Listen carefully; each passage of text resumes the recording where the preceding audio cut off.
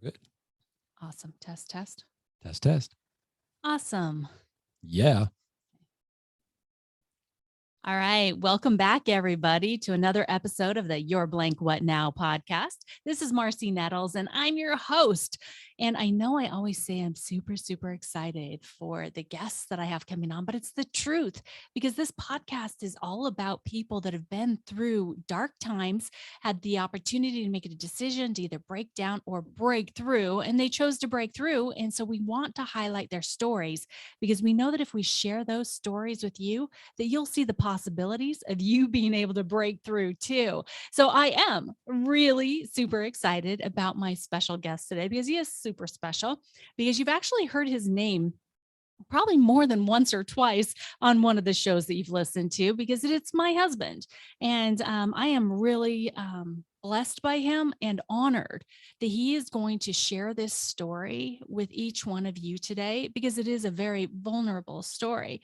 So first, before we get to that, Dr. Dondee Nettles is a former family wellness chiropractor that specialized in posture correction through neurologic rehabilitation in balance and proprioception.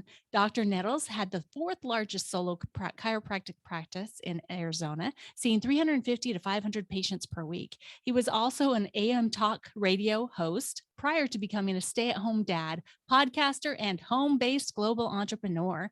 He now has the perfect blended family with his beautiful wife, Marcy. Hey, that's me. Kind of cool. Together, we have 4 great kids and 3 grandkids. We're passionate about equipping, elevating, and empowering families to create a global legacy and to help you achieve your dreams. So, I am just really wanting Dondee to come in here and just kind of share a little bit more about who he is, what his background is, and maybe some about his childhood. Dondee, would you mind doing that for us today? And welcome to the show, by the way.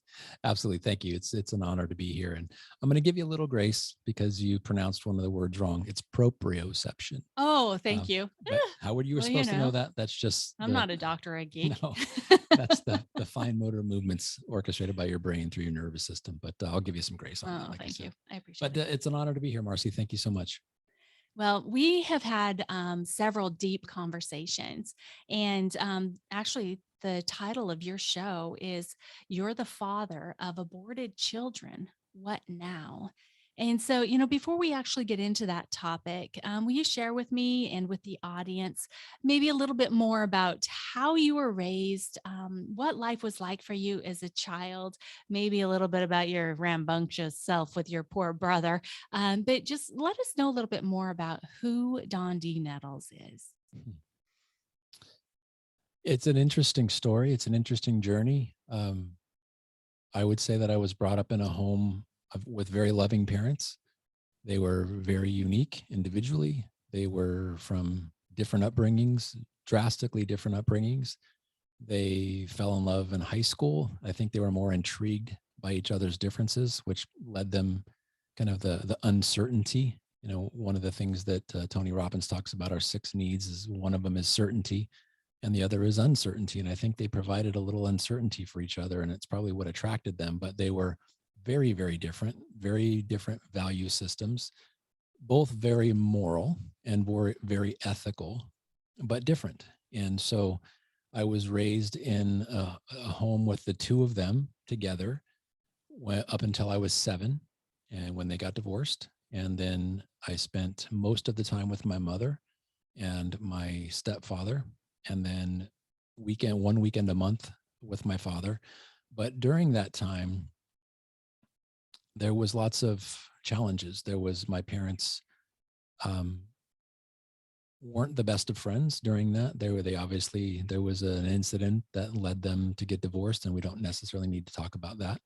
But divorce was something that became relatively common in my life growing up as a child. My stepfather, my 4th father, my mother's 4th marriage, my stepfather passed away about 1.5 years ago. But I've had 3 stepfathers with my regular biological father. And on my father's side, when my father passed away about 11 years ago, he was on his 3rd marriage. So I've had my biological mother and 2 stepmothers.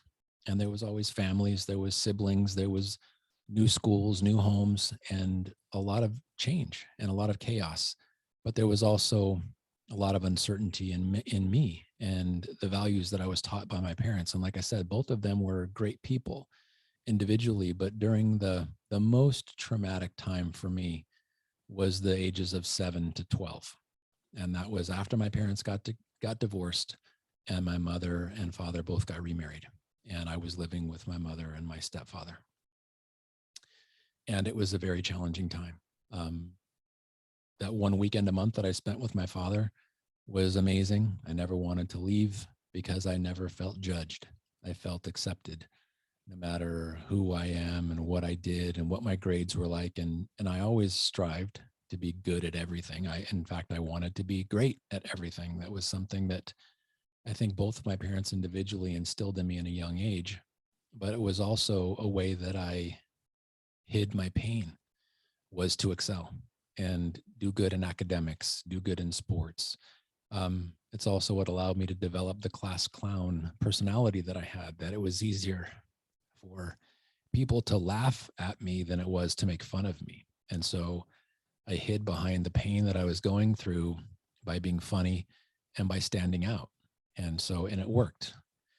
It was just, like I said, that time was with my father. The one weekend a month with my father was a very accepting on all levels situation. And then when I would go back to my mother's house with my stepfather, there was lots of judgment. And it was mainly coming from my stepfather. And my mother was brought up in a situation, or brought up in an era where your husband rules the house. And there was many, many times where I was overly disciplined, and I would just look at my mother wondering, why is she not stepping in on my behalf while I'm getting beaten by my stepfather? And I never understood. And I don't think I ever will understand, but I could see the anguish in my mother's eyes at what I was going through, but also the fear in her eyes to stand up to him, because perhaps maybe she would get the same kind of treatment. And so it was this awkward situation. And there was definitely some divisiveness between my parents. My father never said anything negative about my mom because she was my mom, and I honored that. But my mother would say things about my dad, or my dad would send us letters and say, "Hey, I'm going to send you guys a letter." And I'm talking about myself and my younger brother, Christopher. When we would go visit our dad, he'd go, "Hey, I'm going to send you guys a letter." And then would ask our mom, "Hey, mom, did something come? Did dad send us a letter?" She would say no. And it wasn't until years later that I discovered all the letters that my father had been sending us that my mom said never came. And I would tell my dad, "No, dad, they never came. Mom said they never came." And even then, he never said anything negative about my mom.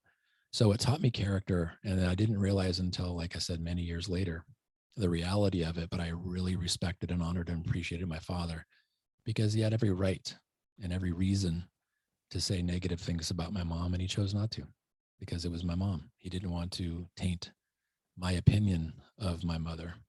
And in my mother's defense, she was raised to be seen and not heard. When she was a child, her parents would, whether it was in church, whether it was in a public situation, she was to be seen and not heard. Don't say anything.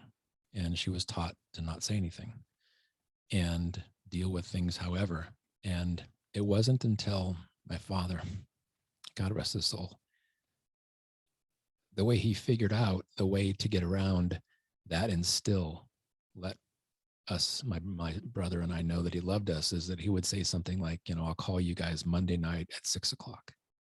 And obviously I'm 7 through 12. I know how to keep time, and I know how to read a clock. And when it's 7:00 and the phone rings and my mom answers the phone, and I'm waiting to be handed the phone, and she doesn't, and says, "No, sorry, you have the wrong number," and hang up. And then I'd ask my dad next time we saw him, "Dad, why didn't you call?" And he said, "I did call, and your mom hung up." And he said, "So here's how we're going to do this. I'm still going to call at 7:00, but I'm only going to let it ring once, and I'm going to hang up. So if it only rings once, that's me telling you I love you. Your mom can't take that from us." And that is just something, and I don't want this to be a belittling session of my mom or a critical session of my mom. I love my mom.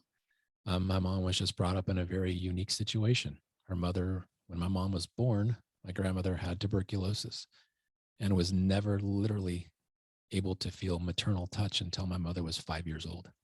She was raised by her father because my grandmother, her mother, was in a sanitarium struggling or healing from tuberculosis, and was literally never, after my mother was born, my grandmother never held my mother, never touched her, and my mother never had a maternal influence until she was 5 years old. So of course there's challenges there. She didn't know how to be a mother because she wasn't raised by her mother during her main formative years. And so I understand that. I have mercy on my mom, but I realized that it was just part of the circumstance, that was my upbringing. And I didn't learn this until many, many, many years later, well into my adulthood, that these things had happened. But I look back and go, and I think, would I change anything? If I had the ability to go back and change anything, I wouldn't, because all of those circumstances and all of those experiences has helped me become who I am, very happy in my skin. But it's hurt. It's, those things are painful nonetheless, but I'm glad I went through them because it shaped my character and helped me believe what I believe and helped me love the way I love, even though I think my mother really didn't know how to.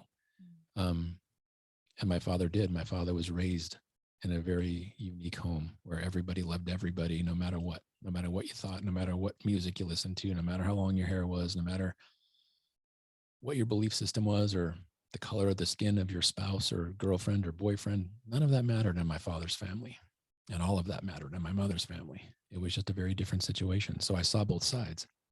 I was exposed to both sides, but it allowed me to really understand the shortcomings of one of the approach and the beauty of the other, and being able to live through both of those. And so I know what it's like to be on the receiving end of that too. And I'll share, I don't know if it's going to come up, but I went to my first in elementary school. I went and raised in Southern California, where my parents and our family was when my parents got divorced.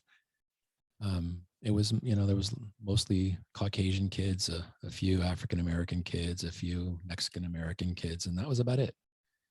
And then I moved to Northern California to live with my father when I was 12.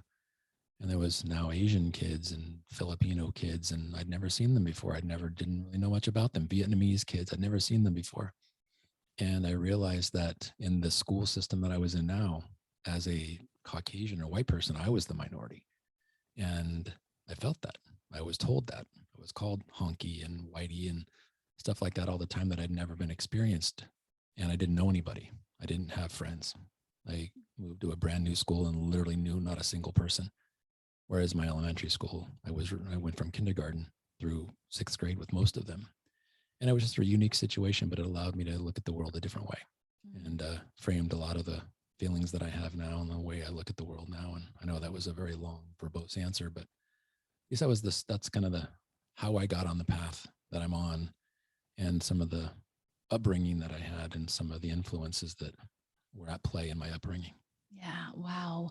Thank you. Thank you for going that in depth and for being that willing to be as vulnerable as you are being. You really did have the experience of both sides of the coin. Your dad, I never had the opportunity to meet him, and yet I feel like I know him through you because of who you are. An amazing, amazing man. And your mom, I love your mother, and it makes me think of the movie The Shack. Yeah. And guys, if you have not watched that movie, you should really watch that movie because you will see yourself in one part or another of this story that is shared in this movie. And in one part of it, it talks about how we don't know what happened to someone when they were younger or as they were being raised, what type of experiences they had that formed them into who they are and why they respond to you the way that they do. In this circumstance, a very abusive father. So if you haven't watched that, go check that out. I think that it will help you understand some of what Dondee's been sharing today as well. And we've talked quite a bit about different difficulties you've had in your life, different low points to where you've had that opportunity to break down or break through. I mean, some of the things you've shared with me is how your father introduced you to music and how you took music to a whole another level that helped you in those lowest times that really helped to bring you up. um, kind of out of a darkness, and it became your safe place, Yeah. right? It Yeah. really became a safe place. But in our discussions, we really kind of decided that we were going to focus on a topic that doesn't get talked about a whole lot from this aspect. And you had really had to come to grips to difficult decisions that had been made when you were younger, whether it was decisions that were made that you were part of that decision, or decisions that were made without you even knowing and learning about it after the fact. Um, and I don't want to bring it up myself. I would really like for us as an audience to be able to hear this chaotic time of your life from your own words, because there's so much that went into it. I mean, you had become a new believer, right? So you believed in Jesus, you had learned about Jesus and really accepted him into your heart. But then this whirlwind happened. Can you share about this? Yeah. And I'll share with you also a period of my life when I was between the ages of 11 and 12, when my mother was brought up Catholic and my father was brought up Southern Baptist. And so the extended family, so my grandparents and on both sides, my maternal grandparents were Catholic, or my grandmother was a very devout Catholic. My grandfather would take her to church and drop her off and then pick her up. My grandfather was not. I don't know if he was a believer, whether he was Catholic and just didn't practice it, but my grandmother was very devout. And so I saw that aspect of it on this is my mother's mother. And I know that like on Easter, we would go to church. We would always have matching clothes, special clothes, Easter clothes. We'd get to go shopping. Then my brother and I usually matched, and we didn't care. It was just cool. We had to wear nice clothes on Easter. And then on my father's side, the Southern Baptist side, very same thing, very devout grandparents, but my father, not so much. And so I remember as early as I can remember, my mother saying the Catholic prayer with us. And it was, now I lay me down to sleep. I pray the Lord my soul to keep. If I die before I wake, I pray the Lord my soul to keep, my soul to take. So that to me was, I was praying to somebody I didn't know, but I knew there was someone there. I always felt that he was looking over me, even though I didn't know his name. I didn't know other than God. I didn't know any of the Old Testament names that he was called by. I didn't know his son Jesus necessarily, but I knew that there was something there. And then when I was about the age of 10 or 11, my best friend at the time, Craig Jutilla, who eventually went on to become a youth pastor and author and just an amazing kid, he was an amazing friend growing up, and became an amazing man, and unfortunately passed away of a heart attack a couple of years ago. But we started going to church on a regular basis. We went to Bethel Chapel, and my mom and me and Craig and his mom and my little brother Christopher, we would go, the five of us, every Sunday. We'd go to church at Bethel Chapel, and I even got my own Bible. Went down to Gemco, it was a department store in Southern California, got my own copy of the King James Bible. I still have it to this day. It's an amazing blue leather bound. And I would memorize scripture. And that was something every day in Sunday school. Would have to memorize a scripture and then say it over and over again. And then next Sunday would have to share it with everybody that we remembered it. So I started to have a deeper relationship, but still never had a personal relationship with Jesus. But once that happened, and interestingly enough, it was my ex-wife, when we started having a relationship, she basically said, I need you to come to church with me. If you want to date me, you're going to come to church with me.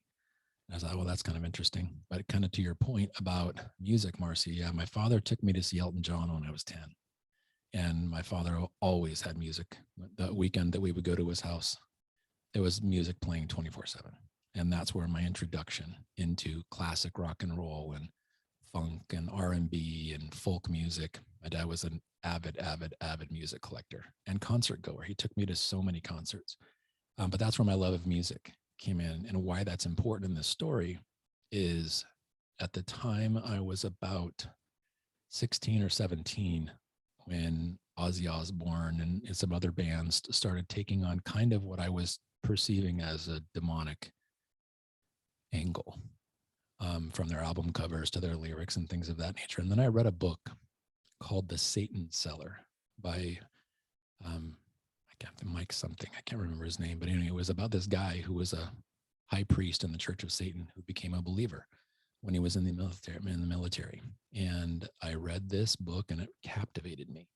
And I wanted no part of that. I wanted the other side. I wanted the righteous side. And so I started diving deeper into my faith. And along came a band called Striper. It was, and I was a metal kid, metalhead, listening to heavy metal, and this Christian band called Striper that came out, and I started really getting into their music. And why that's important is because it drove me deeper into the faith. They were very, very influential in me having a stronger relationship with Jesus. And I remember after I started going to church with my ex, and I went down to the Bible store and bought the WWJD shoelace tip and went over the bottom part of my shoes. And what would Jesus do? I bought the "What Would Jesus Do" sticker, put it on my car, and I put on the new Christian costume, if you will. New believer, excited for God, but not really having enough knowledge in Scripture to understand what that meant. And I became very judgmental. And I'll never forget this time. I went to visit my dad and my stepmom and told them, actually I was living with them, but I told them that they're going to go to hell because they read the horoscopes in the Sunday paper. I bet that went over really well. Oh my God. It went over like a fart in church.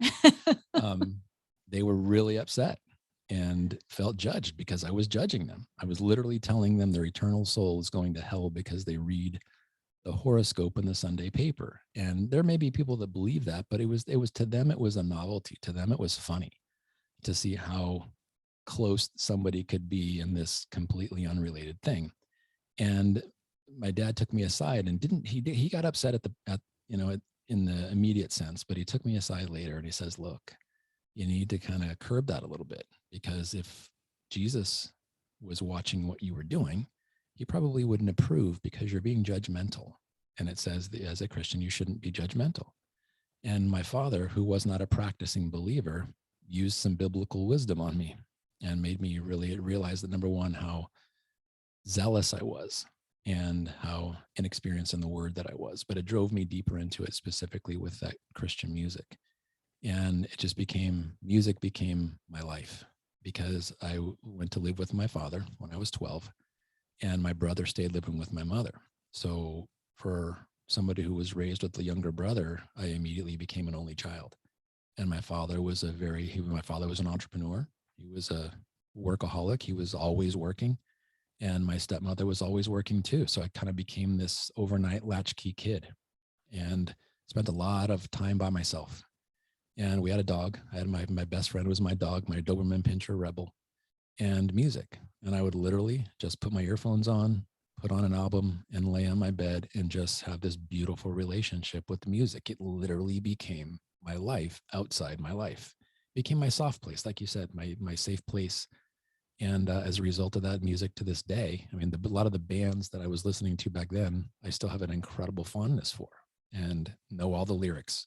But I got so into it, I would subscribe to magazines, that like Circus Magazine and Kerrang Magazine and Rolling Stone Magazine. I knew every band member, their names, when they were born, what kind of guitar they played, what kind of drums they played, because I made it my business. It was literally was my life outside of my regular life, because I dove into something and I just consumed it. And I don't remember what your original question was, Marcy. I was just walking, kind of living this out. I love it was it. a very, very important part of my life and still is. Yeah. Yeah. So music carried you through a lot of difficulties with stepfathers, with not living at your mother's, with your brother, and then moving into a new area where you didn't have friends, and then you met people, and getting to where we're leading into this part of the topic, and why we named your episode what we named it.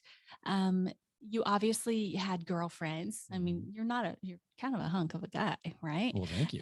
You're welcome. And so having girlfriends and like you said, you were like this latchkey kid. And so there was probably some freedoms that all teenagers tend to take advantage of. But can you share with us, just maybe teenage years and then moving into why we named this episode what we named it? Yeah, yeah. Um, the teenage years, the preteen years, I would call myself a late bloomer, sexually, and reaching sexual maturity and all of that stuff. But it was a very interesting because I didn't pursue. I wasn't getting into that. What's the word I'm looking for? Into my.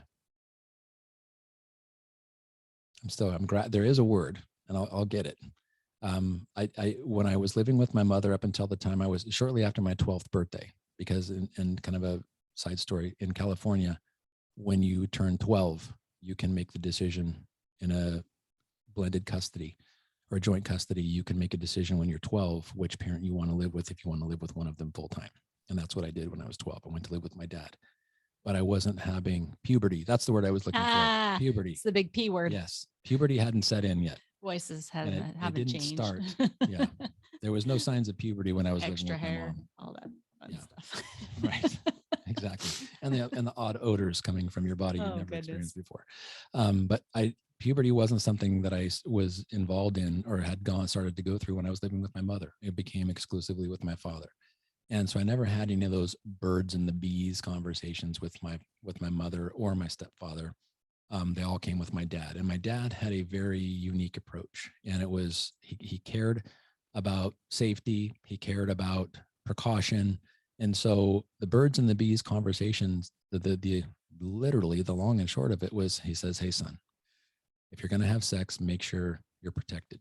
Make sure you have a condom, and for whatever, and just don't ever put it in your wallet, because if you put it in your wallet and it stays in there, you could rub a hole in it and it kind of defeats the purpose. So use condoms, but don't keep them in your wallet." That was the extent of my paternal uh, Guidance. guidance and suggestion of how to pursue sex and puberty and all of the hormones and the desires and all of those things that come along with that. And I'll never forget, we had a crazy story. I didn't keep the condoms in my wallet. I kept them in the desk drawer in my room. And we had family over for a dinner. Friends of my father's, friends of my parent, or my father, my stepmother, and they had a son named Sean. Sean was about 2 years younger than me. So this was probably, Sean was probably, he wasn't more than that. He was probably 4 years younger than me. So I think I was probably I was probably 14, which means he was probably 9 or 10. And he comes walking into the living room where we're all sitting. So I got to set the stage here. My stepfather, or my father, my stepmother, and their friends. Were just the four of them and me were having a conversation. Who knows what the conversation was? But their son Sean walks into the room, and he's got like this shininess around his entire mouth, like it's like you put Vaseline on his face or something. And he's holding a condom in his hand. And what he had done is he had put it up to his lips and he was blowing it up, but Like a balloon. he tried to blow it up like a balloon, but because of the lubricant that was on it, I can't even believe I'm telling this story. It's okay. Just a few people. Right. This is so crazy. Because the lubricant that was on it, it would like blow out of his mouth. So he had to stretch it open, put it outside his lips to try to get air in it. But him thinking it was a balloon was the funniest thing. And I'll never forget the horror and embarrassment in my dad's face. He looks over at me. He looks at them. They look at their son. He's holding a condom. He's got this shiny lubricant all over his face. And they're looking at my dad. And my dad's looking at me. And it was like this super, super awkward silence for about 20 seconds. And he goes, "Where did you get that?" And I'm like, "At the drugstore, Dad. You told me not to keep them in my wallet." And then it was like, uh-oh, I realized, okay, TMI before TMI was the thing. And I knew I was going to have a conversation later, but I didn't ask him to go in my room and go in my drawers and start snooping through, but that's how it happened. So, but that was the extent of parental advice, is use precaution. That was it. So I didn't expect to get pregnant, we were taking precautions. And it was, I would think I was probably 18. Well, and first, tell me, it's like, okay, so your dad had this conversation with you. How young were you when you first starting in your sexual journey? Oh my gosh, 14. Yeah, 14. it was my freshman year in high Yeah. school. So you were really young. Yeah. And it was the most craziest situation. There was no, I mean, I don't know how much in love you can be when you're 14. This was my very first Not very, girlfriend just so you ever. know. Um, I cared for her deeply, and just I just, not that this means anything, but my father, watching my father and my mother get divorced initially, and then watching them get remarried and divorced again. Divorce was something I hated because it meant I'm now in a new school or a new home or a new family, and there's all this turmoil and anger and yelling and the things that led up to the divorce. It was just chaos, and and I'm going to be really, really vulnerable here. Before my parents, my biological parents, got divorced, went through the process, they would just yell and yell and yell and really paid no attention to the fact that my brother and I were in the house listening to this. And I mean, screaming vulgarities and just yelling. And I remember one time hearing them yelling and wanting so bad for it to stop, and thinking that it was about my brother and I, specifically about me, because I was the older of the two, that it had to be about me. And I remember being so upset by the chaos that was happening in our house. And I was probably 6 years old, that I literally lost bowel function. Mm. And number one, the shock, the horror, the embarrassment, the shame, and that I could be taking something on so strongly that really I was listening to it. It was through the other side of a wall, but that it could have that severe of a physical experience or reaction into me shocked me. And the shame and the embarrassment, like I said, and the horror that came from that. And I didn't ever want to go through that. And every time my parents would argue, it would take me back to that place.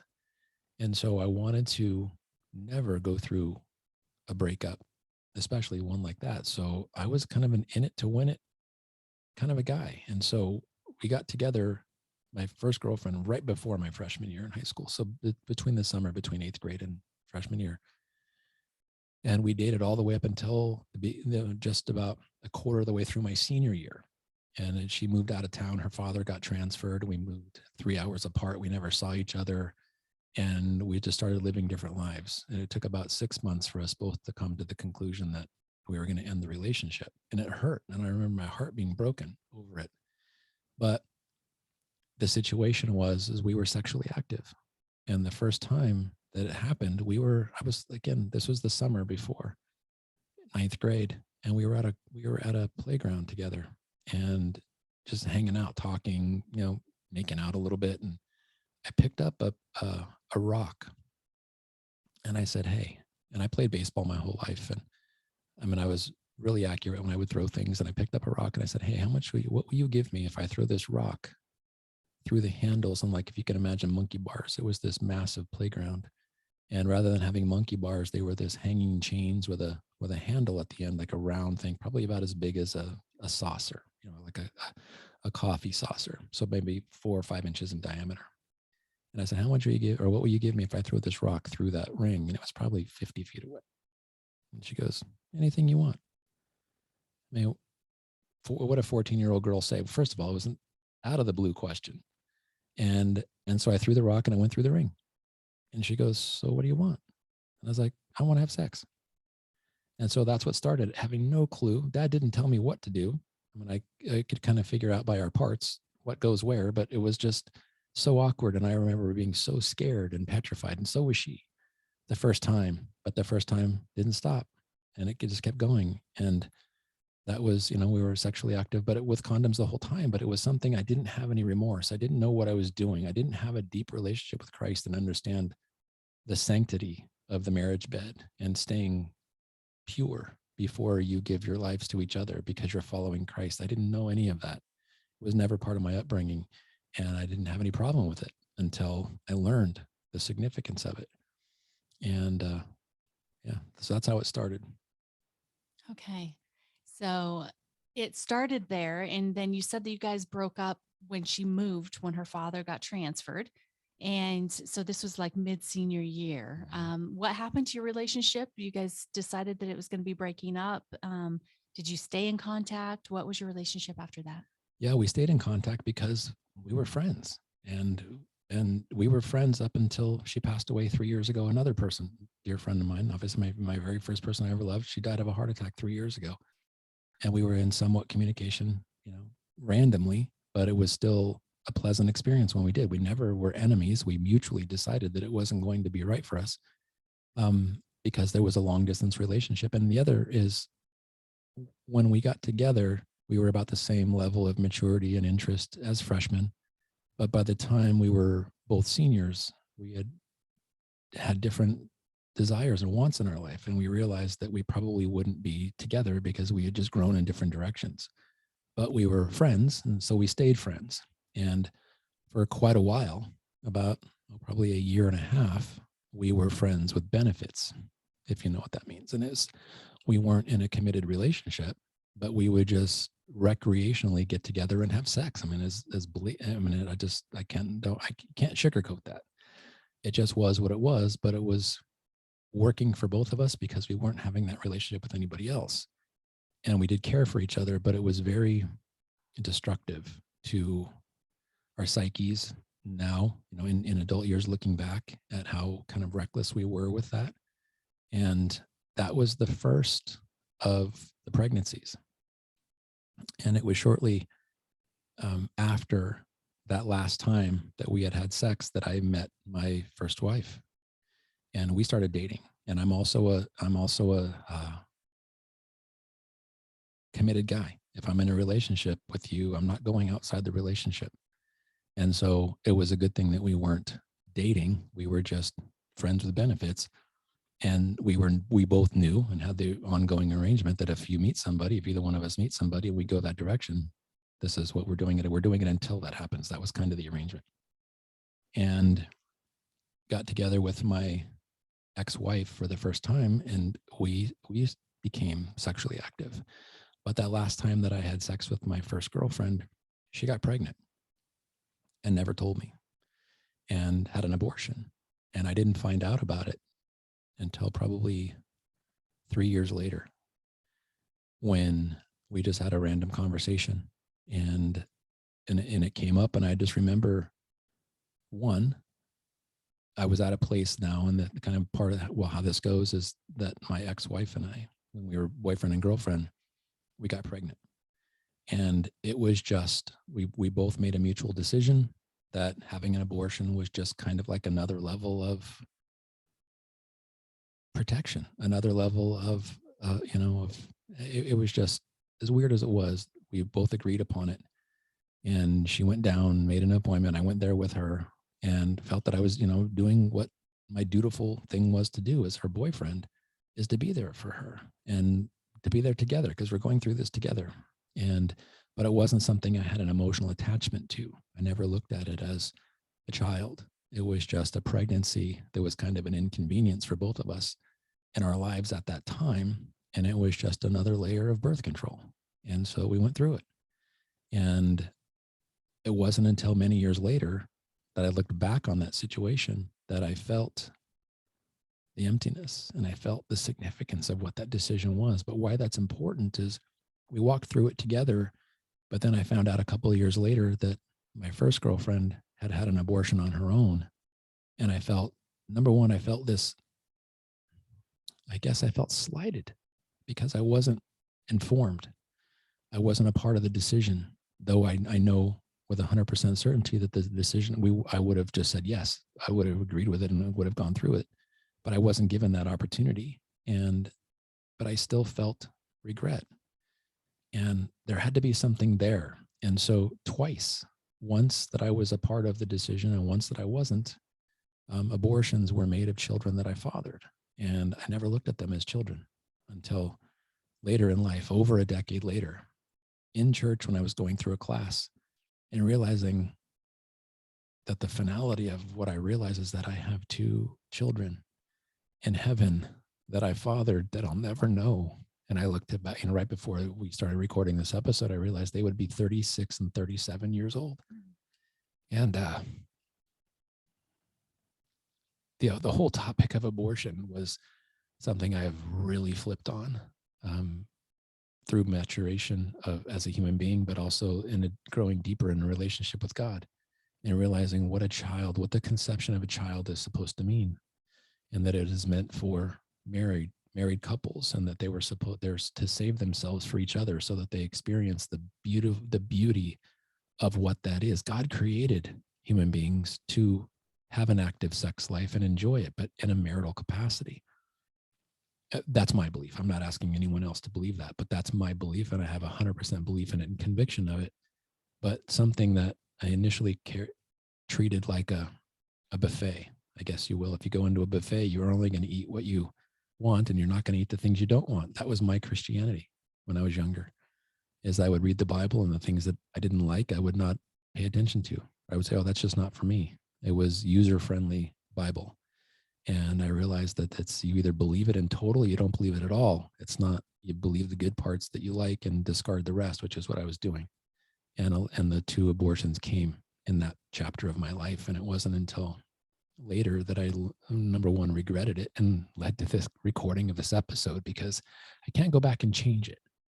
But I have a deep love for two children in heaven that I've never met, never knew neither one of them were pregnant long enough to know the sex.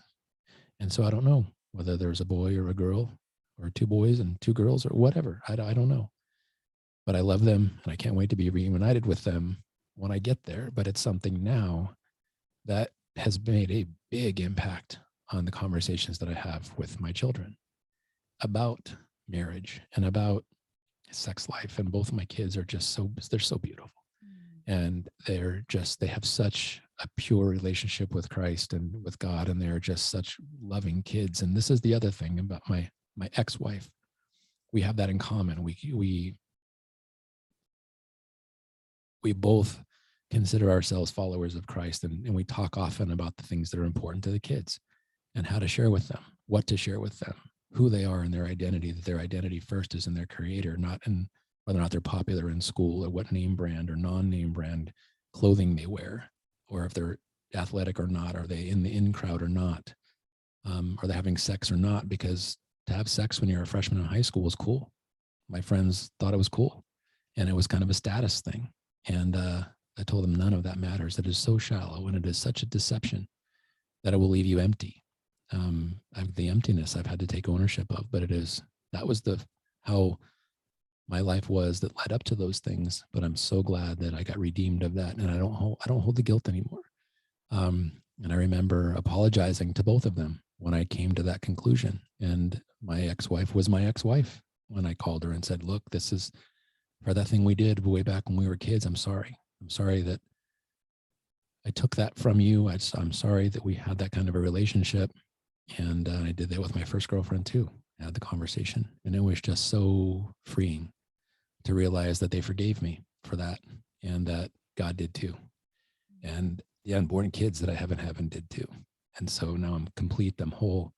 But it's a very emotional thing for me to talk about, because then it's also really formulated the conversations that I'm having with our younger children, because it's very different than the conversations my dad had with me. And I'm glad about that, because they won't make the same mistakes that I made. Yeah, that is so good, Dondee. Seriously, the foundation that you're laying for our younger kids, and your relationship that you have with your ex has been vital in helping to support them on this journey as well. And truly, when you think about the creation of a baby, Yeah. God created man and woman, and He created the opportunity for us to reproduce, if you want to say it that way. But that's the opportunity that we have to be in partnership and creation with God. And so when this happened, I just thought it was so important that we have this conversation, because there is so much in the world today there's so much chaos around a woman's right to choose and her body, and abortion, whether it should be their right or whether it's not, whether a baby is alive, when the heart beats within the womb and not waiting until it's outside and taking breaths. I just think it was really important for us to have the conversation around not only the initial decision for the abortion, um, because a lot of the time it is the mother that is making that decision without the father being a participant in the conversation. So being able to bring the man's side of this and the aftermath of the decision. I mean, initially you thought, okay, this is birth control. This is, not going to interrupt our lives. I mean, you were young. How old were you? How old were you when these two abortions occurred? Either 18 or 19. So super young. Yeah. Gosh, I mean, how many years of Legally an college? adult. Yeah, how many years of college did you go through before you figured out what you wanted to do when you grew up? Yeah. I didn't know we were going to bring that into the episode, but I I'm changed my just saying, major 7 times, put yeah, it that way. I'm just saying your decision making abilities back Right. then took a little while. And so being, making decisions that quickly for the short term that really have eternal impact. Yeah. Many times the man's side of you is not brought into the conversation. And so that's why I felt like this was really important, because you walked us through that really beautifully about how the initial decision was just a decision you made because that's where you were at in your life and you had other things that you wanted to do. And yet now looking back on it, you understand the gravity, the how big that decision was. And I think that you've probably even had opportunities to sit there and wonder, like, were they boys or girls? Oh, yeah. What would we have named them? What would they look like now? I mean, obviously, because you have your younger children, you can probably have a pretty good idea of what your older child would look like with the same mom and dad. But the first abortion, I'm sure you've thought about that. I've thought about it a lot. Yeah, I really have. And I thought about it more after my younger kids were born than I did before, because I didn't know what my offspring would look like until my son was born. And then daughter was born. And then they start to develop features and their own thought process and the kind of conversations that they will stimulate. And I am just so in love with both of the kids. They're just amazing, amazing human beings. And I look at it and go, wow, I would have 2 more like that to be able to have in-depth conversations about life and what's important and what's meaningful and what impact they're making on the world. And I'll never have those, but it was, yeah, I think about it often, and what kind of people they would have become and what kind of influence I would have been able to have. Because I look at the impact that my father had on me and the impact that my mother has had on me. I would say that the best of both of them I have taken as my own. And that's how parenthood is supposed to be. And some of it was through pure observation of watching my mom and my dad be successful and live life triumphantly. And other was direct things that they told me through conversations of how to handle certain things or how not to handle certain things. And so I think it's just the cumulative nature of parenthood, how it shaped me and who I am now, the ability to have that kind of an active role on 2 more than I have now. Yeah. Because our older kids, they're obviously out living on their own, and I didn't know them when they were children. I didn't have a chance to make the impact on them. It's just what kind of an impact can I make on them now, and to realize, yeah, childhood, that to a parent, a child is like a blank canvas, and you look at the what ifs. What kind of Rembrandt could I have painted with both of those? Yeah. I'll never know. But I know God knows. And we'll find He out. does. He does. And it's been decades since those Yeah. initial decisions were made. And I know that over the decades, you've learned a lot of lessons. How have you been able to really come to peace with those decisions that you were part of, or maybe not part of, that ended up in your older children being in heaven and not here? I think it's just through pondering and really thinking about it. And because I look at the conversations that my father had with me, preparing me for taking precaution and having sex, and realizing that the 2 pregnancies happened when I was about 18 or 19 years old. And like I said, legally an adult, but certainly not emotionally. strong enough or developed enough emotional maturity to make that kind of that kind of a decision. But I also didn't have the framework of God in my life. I was not following a lifestyle where it would have been something I talked about and something that was shared with me and something I was living by. And I was living in the world and not following God. But I realized the impact of that is kind of like giving a 14-year-old who's never been around a gun before a loaded weapon. It's dangerous in their hands. They don't know how to handle it. They don't know the maturity of it. They don't know the destruction it can cause. And having sex out of wedlock and having sex as a child is the same situation.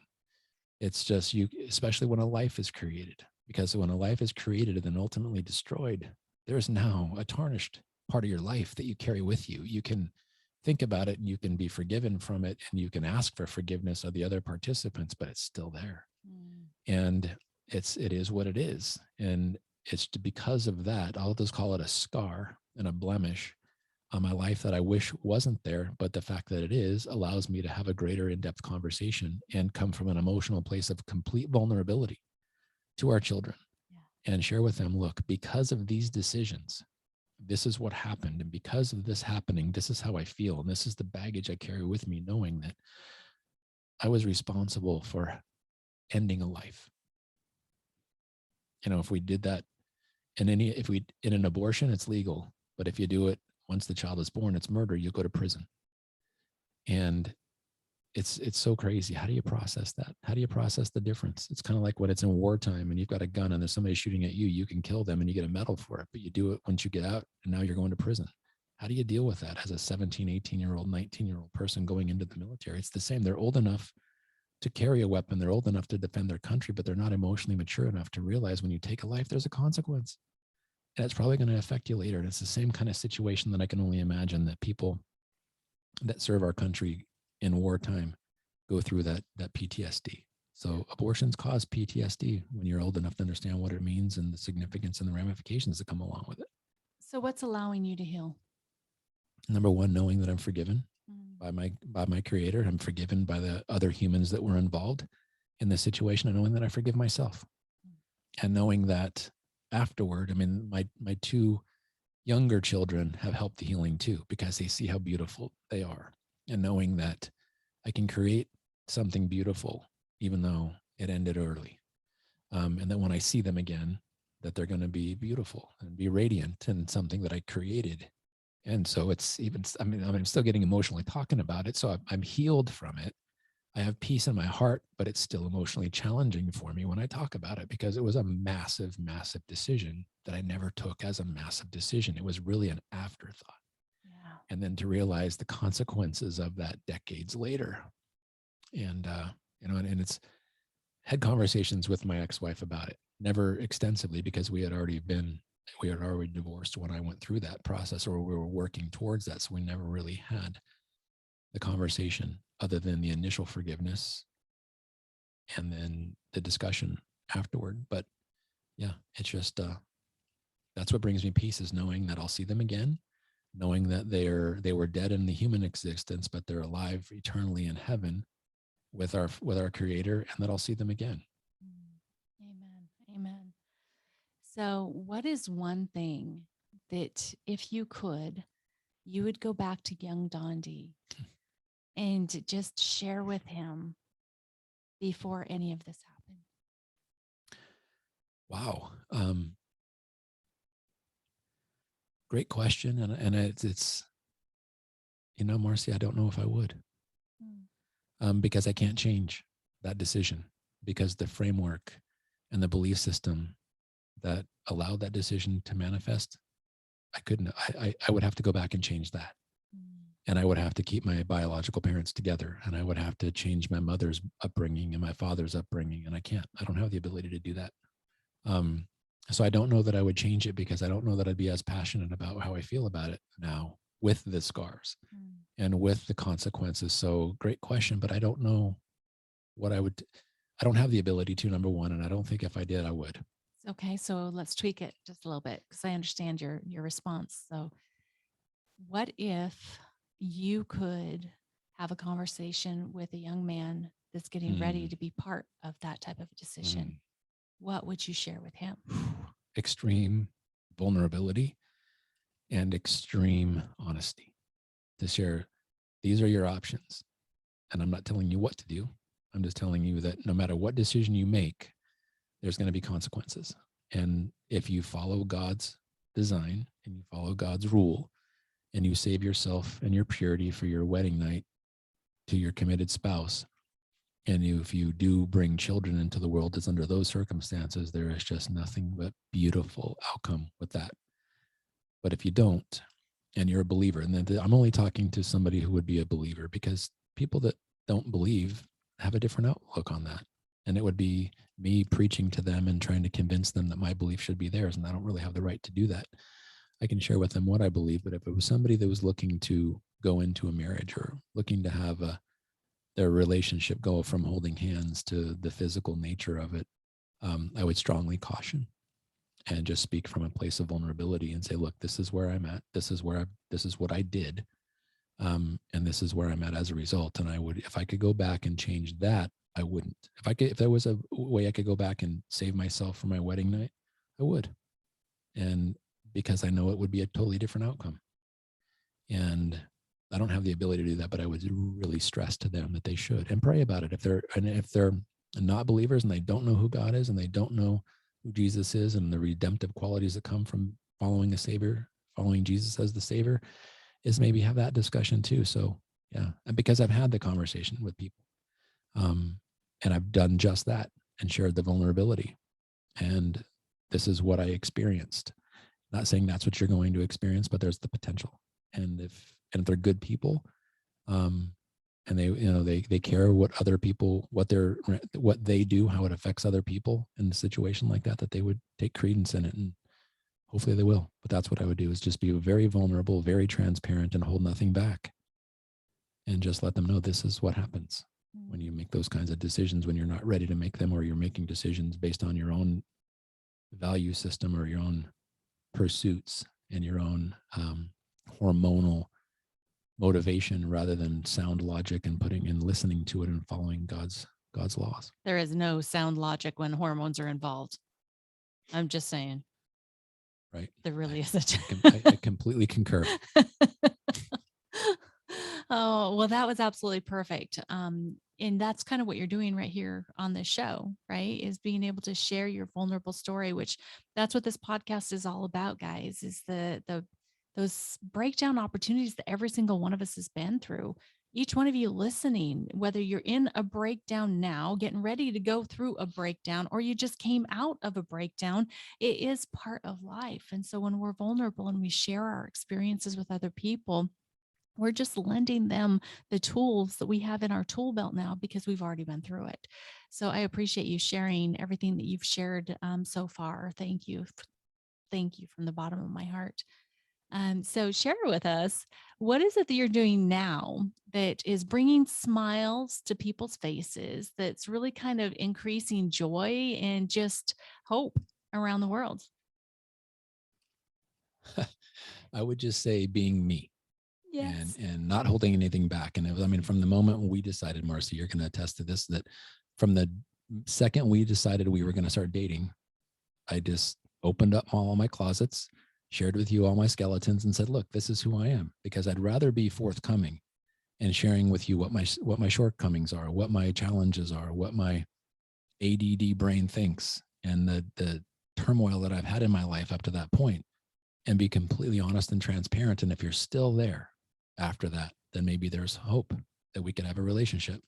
But to hide those things, to keep those things secret from you, and you find out later, now you're going to question my trust, or whether if I'm keeping that from you, what else am I keeping from you? Versus if he's going to tell me those things, he's probably going to tell me everything. And he did totally do this, by the way, guys. And that's another lesson like that I've date learned. 3.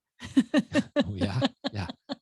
But that's a lesson that I've learned, is I would much rather be vulnerable and transparent and completely honest with you and everyone else in my life than you find something out later that I could be, because then it's kind of, I think it was my father shared, when you lie once and you cover it up, you're going to have to always tell lies. That it's just easier just to tell the truth, because then you don't have to remember all the facts, just the real facts, and you can't ever get caught up in it. And so that, and just being me, as crazy, vulnerable, whacked out as I am, you still love me for some reason. I do. Going on 10 years. My Can you believe goodness. that? I absolutely love it. Our story is amazing. And just so you know, you are absolutely amazing. And your heart is so big, and your willingness to share the things that other people would be hiding from is so significant. It lends to people learning that they're not alone, that they can trust you, and that you have the willingness to believe in them, maybe even before they believe in themselves. And that's a beautiful, beautiful thing to offer others. Hmm. So thank you from the world to Dondee. Thank you. Well, thank you for saying that, Marcy, but I definitely can't take credit for that. That's part of what God's called me to do. And that's one thing that I'm certain of is, and it's my all-time favorite quote ever that has become my life purpose. Every time I say it, I get choked up like this. It's from Mark Twain, and it's the two most important days of your life are the day you are born and the day you find out why. It's that second day because when I first read that quote, it resonated with me so strong. But it was God firmly saying, this quote is why you're here. I'm giving you the directive to go help people decide that if there are already people and they're here, they've already experienced that first day. They were born. Most of them will go to their grave never experiencing the second. Why? That's the challenge and the directive I'm giving you. Help people discover why they were born, why God created them. And that's become mine and our collective mission. Is that's what gets me excited. It's what gets me juiced, to use Tony Robbins' word. It's what fires me up, is the potential of helping somebody discover why they were born. What is their purpose? And everybody is jacked up and sideways on some level. We've all made mistakes. We all think we're less than. We all have baggages. We all have stories and skeletons in our closet. None of us are perfect.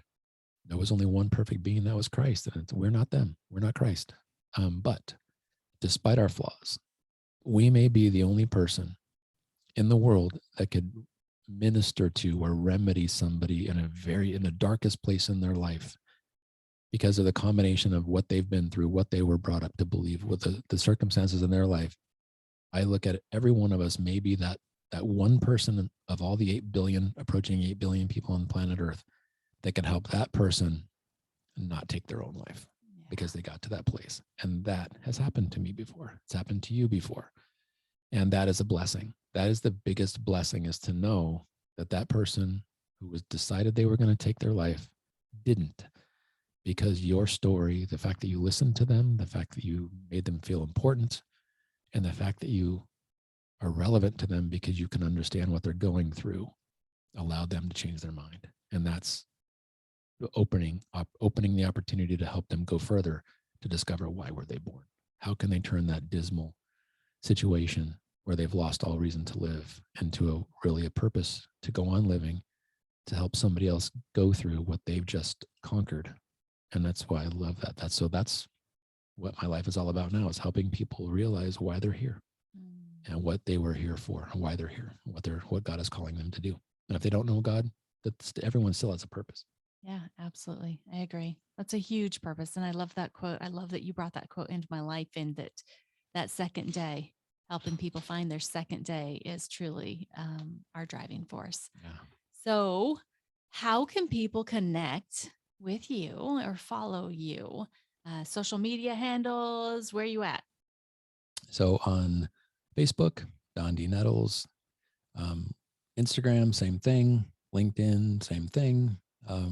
Probably the easiest way is dondeeandmarcy.com, our website that we're going to be really giving an awesome facelift to.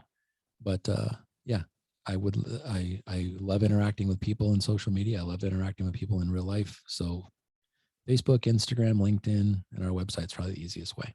Yeah. So the easiest, just search at Dondee Nettles on any search engine, and those things will come up. And then, of course, dondeeandmarcy.com. Mhm. Well, thank you so much for being such an amazing guest today. I appreciate you. I love you. I adore you. And I just honor you and the story that you just shared with so much heart on this episode today titled, You're the Father of Aborted Children.